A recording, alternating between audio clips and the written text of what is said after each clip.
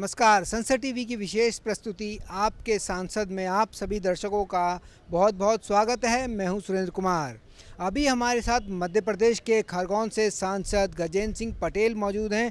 गजेंद्र जी, संसद टीवी पर आपका बहुत बहुत स्वागत है। मेरा पहला सवाल, लगातार दूसरी बार आप सांसद चुन के आए हैं, कैसे देखते हैं अपने बीते कार्यकाल को, बीते 1 वर्ष के कार्यकाल को?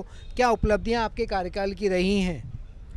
सबसे पहले तो मैं संसद टीवी के माध्यम से मेरे खरगोन बड़वानी क्षेत्र की जनता का मैं आभार व्यक्त करता हूं, जिन्होंने दूसरी बार मुझे इस लोकसभा के सदन में भेजा है। और निश्चित तौर पर पिछले 5 साल में हमने तमाम प्रकार के मुद्दे जो हमारे लोकसभा के क्षेत्र की जिनाइन समस्याएं थी उसको लेकर हमने बात करी है।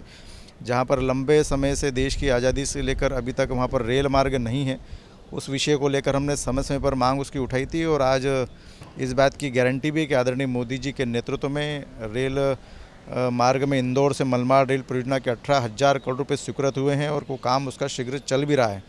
उसी प्रकार से एक हमने खंडवा से अलीराजपुर रेलवे लाइन की मांग इस वर्ष हमने की थी और तत्काल हमारे रेल मंत्री आदरणीय अश्विनी जी ने उस रेल मार्ग के सर्वे का निर्देश दिया है और सर्वे का काम चल रहा है। इसी प्रकार से हमारे क्षेत्र में कई हमारे जनजातीय क्षेत्र है जहाँ पर मोबाइल टावर नहीं है, जहाँ पर कनेक्टिविटी नहीं हो पा रही है। लंबे समय से मध्य प्रदेश में भी और देश में कांग्रेस की सरकार रही, परंतु मोबाइल टावर नहीं होने के कारण से काफ़ी दिक्कतें पड़ती थी।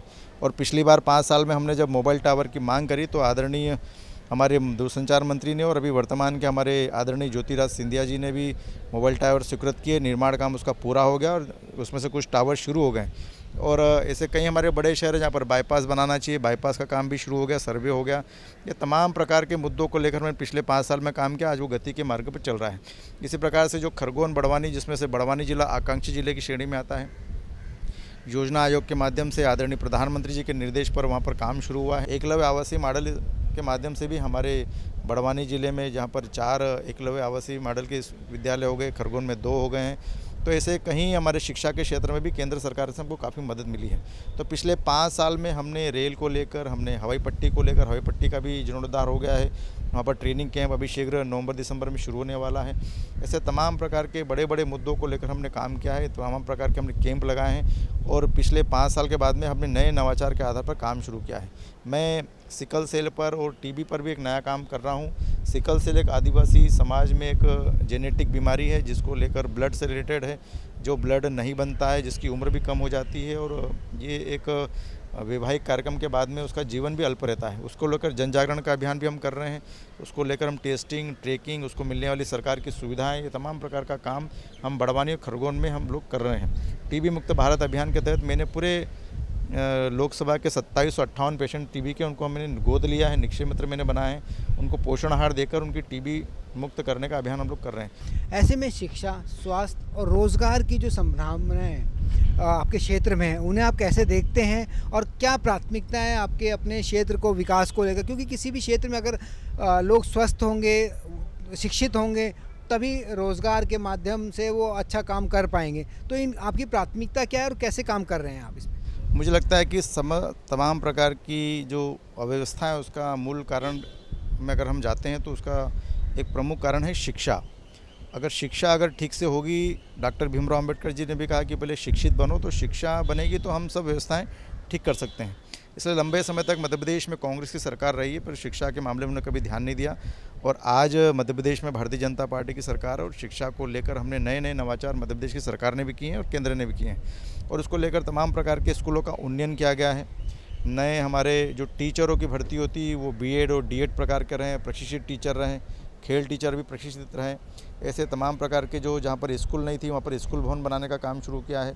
उन्नयन के लिए हमारे खरगोन बड़वानी में काफ़ी स्कूल उन्नयन हुए हैं और जहाँ पर टीचर है, जो टेक्नोलॉजी से पढ़ाने की जो व्यवस्था है, वहाँ पर नए टीचरों की भर्ती भी हुई है, जो अब नए नवाचार के साथ में टीचर हम पढ़ा रहे हैं। फिर भी उसके बाद भी कई प्रकार की ऐसी असुविधाएं जहाँ पर शिक्षा को लेकर अभी भी वहाँ पर पहुँचने की आवश्यकता है। इसलिए लंबे समय से हम प्रयास कर रहे हैं। मुझे लगता है कि एकलव्य मॉडल स्कूल के माध्यम से, नवोदय विद्यालय के माध्यम से, केंद्रीय विद्यालय के माध्यम से हमने खरगोन बड़वानी में शिक्षा का उच्च स्तर हमने पहुँचाया है। और अभी भी जहाँ जहाँ पर शिक्षा की कमी है, हम लोग अधिकारियों के साथ बैठकर चर्चा करते हैं। मध्य प्रदेश के हमारे शिक्षा मंत्री के साथ में बैठकर बात करते हैं, ट्रैवल मिनिस्टर के साथ बात करते हैं और जहाँ पर शिक्षा की अभी भी कमी लग रही है वहाँ पर छात्रावास और स्कूल के भवन के निर्माण की बात करके टीचरों की भर्ती का काम हमारा चल रहा है। उसी प्रकार से स्वास्थ्य सुविधाओं को लेकर हम अगर बात करें तो लंबे समय से स्वास्थ्य व्यवस्थाएं जीर्ण शीर्ण हो चुकी थी। आदरणीय प्रधानमंत्री नरेंद्र मोदी जी के नेतृत्व में स्वास्थ्य सेवाएं कैसे मजबूत हो, इसलिए आपने देखा है कि कोरोना काल में उन्होंने ये कहा था सभी सांसदों को कि आप अपनी राशि का उपयोग स्वास्थ्य सेवाओं में करो। तो हमने तमाम उस समय की राशि का उपयोग हमारी स्वास्थ्य सेवाओं में किए हैं। नए इंफ्रास्ट्रक्चर भी खड़े किए हैं, नए आईसीयू वार्ड बनाए, जहाँ पर बड़वानी में जो 200 बेड का हॉस्पिटल था आज 400 बेड का हॉस्पिटल बन गया है। उसकी स्वीकृति भी केंद्र से दी गई, निर्माण काम पूरा हो गया है, डॉक्टर्स भी आ गए, काम संपूर्ण हो चुका है। ऐसे ही खरगोन में हमारी नई नई टेक्नोलॉजी की मशीनें हमारे जिला चिकित्सालय में आ गई है, नई लेबोरेटरी भी आ गई है, नए डॉक्टर्स की भर्ती हो गई है और तमाम प्रकार की पूर्ति स्वास्थ्य केंद्रों पे की गई है। हमारे कई प्राथमिक स्वास्थ्य केंद्रों को सामुदायिक स्वास्थ्य केंद्र का उन्नयन किया गया है। नए इंफ्रास्ट्रक्चर से बिल्डिंग में व्यवस्थाएं की गई है कि लेबोरेटरी भी रहे, डॉक्टर बैठने की व्यवस्था रहे, मेडिकल कैसे मिल सकती है, मेडिसिन कैसे मिल सकती है। तो ऐसे स्वास्थ्य सेवाओं में भी हमारे इस 11 साल की सरकार में ज़बरदस्त प्रगति की है। आज आदिवासी जहाँ पर झोली में लटका कर पेशेंट को लाता था, आज पास में ही उसका स्वास्थ्य केंद्र है जहाँ पर वो डॉक्टर को, हमारे नर्सों को दिखा सकता है।